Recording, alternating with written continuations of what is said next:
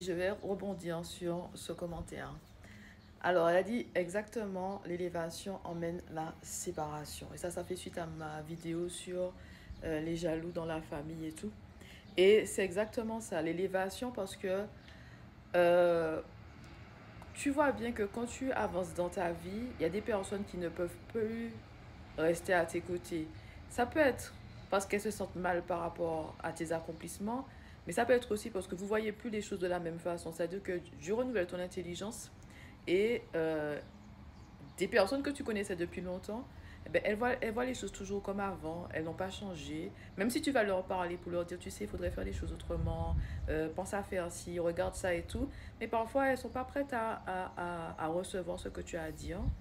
Et des fois, elles veulent juste pas changer.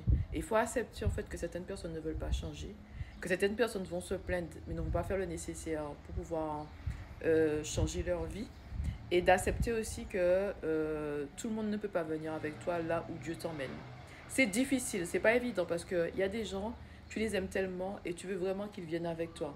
Tu veux qu'ils soient sauvés, tu veux les voir réussir, tu veux vraiment qu'ils changent leur vie. Et ça fait de la peine en fait quand tu arrives on va dire à cette croisée où est-ce que toi tu sais que tu dois continuer d'avancer et l'autre personne en fait, eh ben, elle est là quoi. C'est tout, ça fait de la peine. Il y a une séparation. Je veux dire quelque chose, les gens pensent que suivre le Seigneur, c'est facile. Non, c'est difficile. Sauf que c'est mieux de suivre le Seigneur parce qu'on sera béni dans cette vie et pour l'éternité. Okay? Il y a une récompense éternelle que de souffrir juste pour souffrir. Mieux souffrir avec Dieu que souffrir sans Dieu. Parce que Dieu, il te réconforte, il apaise ton cœur, il te fait justice. Donc à la fin, en fait, tu seras récompensé. Mais si c'est pour souffrir sans Dieu, tu souffres pour comme ça, inutilement, comme ça, ta vie ne change pas, tu te retrouves toujours dans les mêmes problèmes et tout. Non, il faut mieux souffrir avec Dieu que sans Dieu. Ok? Donc, ça fait pas longtemps que je suis arrivée ici à Ouro Preto. Je vais passer le week-end ici et je vais marcher. Je vais faire. Écoutez, hein, si vous posez la question, est-ce que j'ai peur et tout? Non. Il n'y a pas de peur. Donc, j'avais fait en fait, il y a très longtemps, un séminaire sur dépasser ses peurs. Dépasser ses peurs. Et il n'y a pas longtemps, je me disais ça. Je dis, je suis au Brésil, mais je n'ai pas peur. Donc, et avant, j'avais certaines peurs sur moi quand j'étais un peu plus jeune, mais Dieu a retiré ça avec le temps. Donc, non, je n'ai pas peur. Là, non, non, non. La peur ne vient pas de Dieu.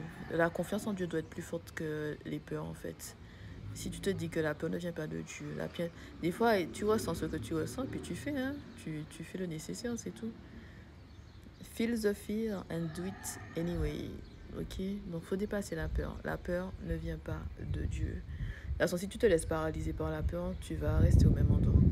Satan va à chaque fois te manipuler, mettre des idées dans ta tête pour que tu puisses rester au même endroit. Tu vas jamais rien faire dans ta vie parce que tu as peur de tout. Donc, regardez ça. On est à Ouro Preto dans l'état de Minas Gerais. La semaine prochaine, je m'en vais. Donc, c'est mon dernier week-end ici.